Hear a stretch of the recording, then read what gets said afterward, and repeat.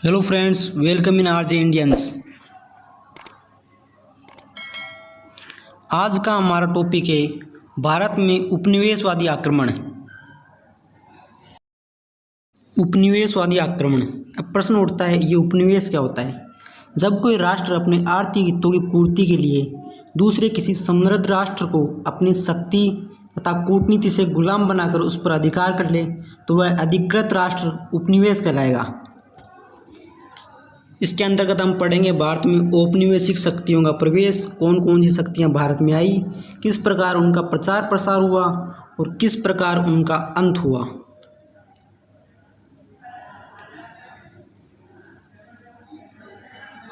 दूसरा हमारा टॉपिक है 18वीं शताब्दी में भारत की राजनीतिक स्थिति कैसी थी जब आक्रमण हुआ, उपनिवेशवादी आक्रमण हुआ।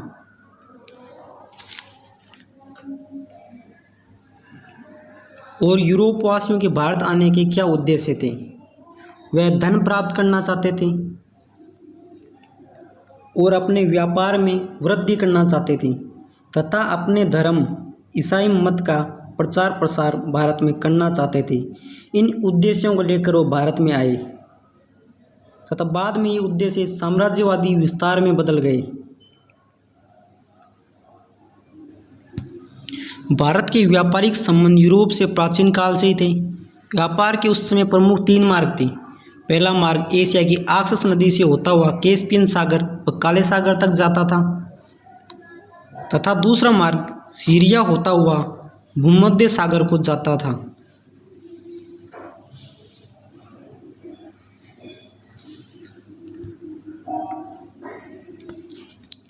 तीसरा मार्ग लाल सागर से होता हुआ मिस्र तक और भूमध्य सागर पार करके यूरोप जाता था। 15वीं शताब्दी में ये मार्ग असुरक्षित होने लगे तथा 1453 ईस्वी में कुस्तुनतुनिया पर तुर्कों का अधिकार होने से ये मार्ग बंद हो गए। अब यूरोपवासी भारतीय माल, वस्त्र और मसाले प्राप्त करने के लिए नए मार्ग खोजने लगे। स्पेनवासी कोलंबस 1492 ईस्वी में भारत की खोज में निकला और अमेरिका पहुंच गया। भारत में औपनिवेशिक शक्तियों का प्रवेश तथा विस्तार। पुर्तगाल प्रथम यूरोपीय जिसने भारत के लिए सीधे समुद्री मार्ग की खोज की वह वास्को डी गामा था, जो आशा अंतरीप के रास्ते होता हुआ मोजाम्बिक पहुंचा। वहां से भारतीय पथ प्रदर्शक द्वारा 17 मई 1498 ईस्वी को कालीकट पहुंचा। सन याद रखना मित्रों, 1498 ईस्वी। कालीकट में हिंदू शासक जमोरिन ने वास्को डी गामा का स्वागत किया। वास्को डी गामा भारत में 3 माह रहकर वापस अपने देश लौट गया। 1502 ईस्वी में वो दूसरी बार भारत आया और कन्नानौर, कालीकट तथा कोचीन में व्यापारिक केंद्र स्थापित किए। डी अल्मेडा भारत में पुर्तगाली अधिकृत प्रदेशों का पहला वाइसराय था। उसने नीले पानी की नीति के तहत अपनी समुद्री सैन्य शक्ति को बढ़ाया। अल्फांसो डी अल्बुकर्क भारत में दूसरा पुर्तगाली वाइसराय था। 17वीं शताब्दी में ही पुर्तगाली शक्ति का अंत शुरू हो गया और वे गोवा, दमन और दीव तक सीमित होकर रह गए। गोवा, दमन व दीव 1961 ईस्वी में पुर्तगाल सरकार से स्वतंत्र हुए।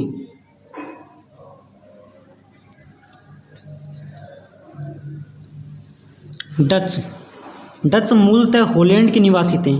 Dutch United east India company की स्थापना व्यापारियों ने मिलकर 1602 ईस्वी में की। डचों ने बांटम, मलक्का, जावा, सुमात्रा तथा भारत के मछलीपट्टनम और निजामपट्टनम में व्यापारिक केंद्र स्थापित किए। भारत में डचों के अधिकार में मद्रास में नागपट्टनम तथा बंगाल में चिंसुरा के प्रदेश थे।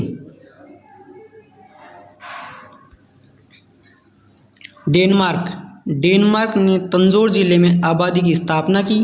1676 ईस्वी में इन्होंने श्रीरामपुर पर कब्जा कर लिया तथा अपनी बस्तियां 1845 ईस्वी में ब्रिटिशों को बेच दी।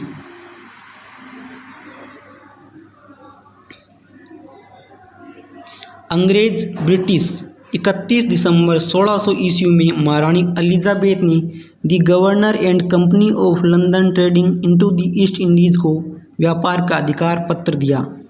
कप्तान हॉकिंस के नेतृत्व में 1608 ईस्वी में पहला ब्रिटिश व्यापारिक जहाज हेक्टर सूरत पहुंचा। जहाज का नाम हेक्टर याद रखना मित्रों। 1612 ईस्वी में कप्तान बेस्ट ने सूरत के पास पुर्तगालियों को पराजित किया। परिणाम स्वरूप अंग्रेजी प्रभाव में वृद्धि हुई। 1615 ईस्वी को सर टॉमस रो को ब्रिटिश सम्राट जेम्स प्रथम ने जहांगीर के दरबार में भेजा, जहां कंपनी को व्यापारिक सुविधाएं प्राप्त हुई। 1616 ईस्वी में कालीकट, 1633 में मछलीपट्टनम तथा 1640 ईस्वी में मद्रास में फोर्ट जॉर्ज, नाम याद रखना मित्रों, फोर्ट जॉर्ज व्यापारिक कोठियाँ, फोर्ट जॉर्ज व्यापारिक कोठियों की अनुमति प्राप्त हुई। ब्रिटिश सम्राट चार्ल्स द्वितीय को पुर्तगाल की राजकुमारी से विवाह करने पर दहेज में बम्बई मिला, जो ईस्ट इंडिया कंपनी को 1661 ईस्वी में 10 पाउंड वार्षिक किराए पर प्राप्त हुआ। 1651 ईस्वी में हुगली में कारखाना तथा 1696 में कलकत्ता में कारखाने के साथ ही एक दुर्ग बनाया, जिसे फोर्ट विलियम नाम दिया गया। 1717 ईस्वी में कंपनी को दस्तक विशेष अनुमति पत्र चुंगी शुल्क से मुक्ति के लिए 3000 वार्षिक किराए पर सम्राट फर्रुख सियर से प्राप्त हुआ। इसका कारण ये है दोस्तों कि डॉक्टर हैमिल्टन ने फर्रुख सियर को रोग मुक्त किया था।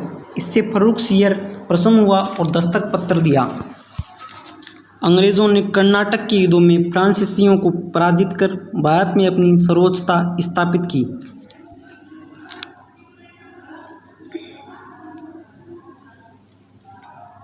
फ्रांसीसी ईस्ट इंडिया कंपनी, चौकदुवे लुई व उसके मंत्री कोलबर्ट के नेतृत्व में 1664 ईस्वी में फ्रेंच ईस्ट इंडिया कंपनी की स्थापना की गई। 1 दिसंबर 1667 ईस्वी में कंपनी के डायरेक्टर जनरल फ्रांसिस केरन द्वारा सूरत में पहली फ्रांसीसी व्यापारिक कोठी की स्थापना की गई। अंग्रेज़ों ने कर्नाटक के युद्धों में फ्रांसीसियों को पराजित कर उनके प्रभाव का अंत किया।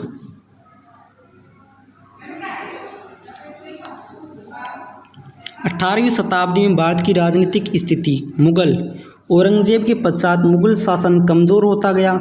दरबार ईरानी, तुरानी व भारतीय अमीरों में बंट गया।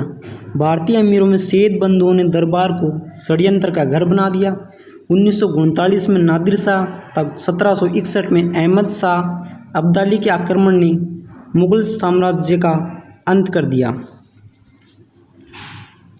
1857 ईस्वी तक बहादुर शाह जफर नाम मात्र का सम्राट था, जो मुगलों का अंतिम सम्राट था। मराठा, 18वीं शताब्दी में मराठाओं ने पेशवाओं के नेतृत्व में अपनी शक्ति का विस्तार किया।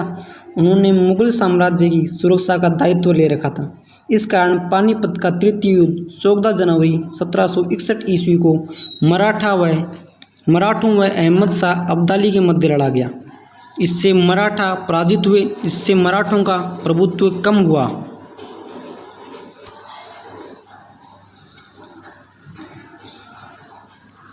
अंग्रेज़ों ने कूटनीति से मराठों में फूट डालकर एक एक करके पराजित कर दिया।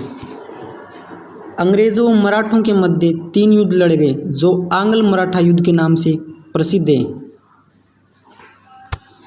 अवध, 1728 ईस्वी में अवध के सूबेदार सादत खान ने मुगल साम्राज्य के नियंत्रण से मुक्त होकर स्वतंत्र राज्य की स्थापना कर ली। इसके बाद उसका भतीजा सफदरजंग नवाब बना।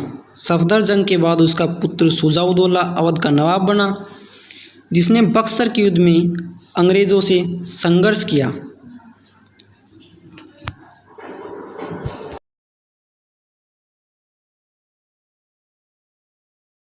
1801 ईस्वी में लॉर्ड वेलेस्ली ने अवध के साथ सहायक संधि की तथा 1856 ईस्वी में लॉर्ड डलहौजी ने इसे ब्रिटिश शासन में कुशासन का आरोप लगाकर मिला लिया।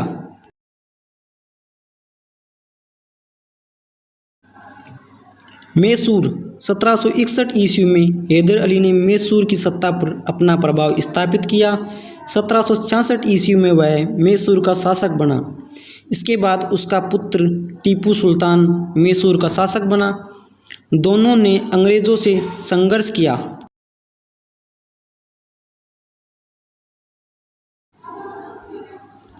जाट राज्य बदन सिंह भरतपुर का प्रथम शासक बना।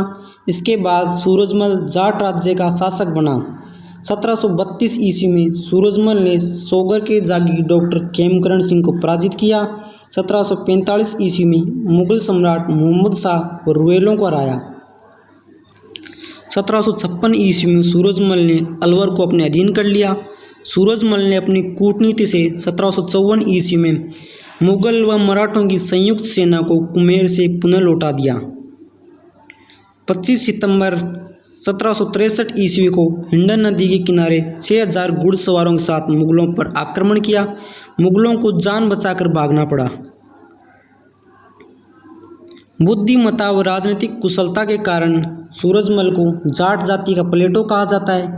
1763 ईस्वी में सूरजमल की मृत्यु के बाद जाट राज्य की शक्ति कमजोर होने लगी।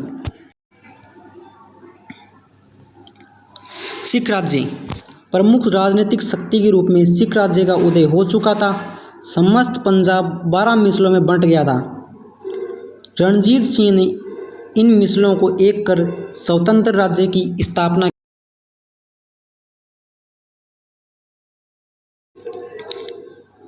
राजपूत राज्य मुगलों की शक्ति कमज़ोर होने के कारण राजपूत राज्यों ने स्वतंत्र होने का प्रयास किया।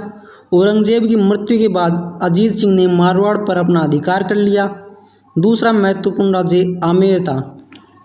बंगाल के विषय में दोस्तों प्लासी के युद्ध के साथ ही चर्चा करेंगे। यदि आपको वीडियो पसंद आया तो शेयर करें, लाइक करें, हमारे चैनल को सब्सक्राइब करें and press the bell icon to get notification.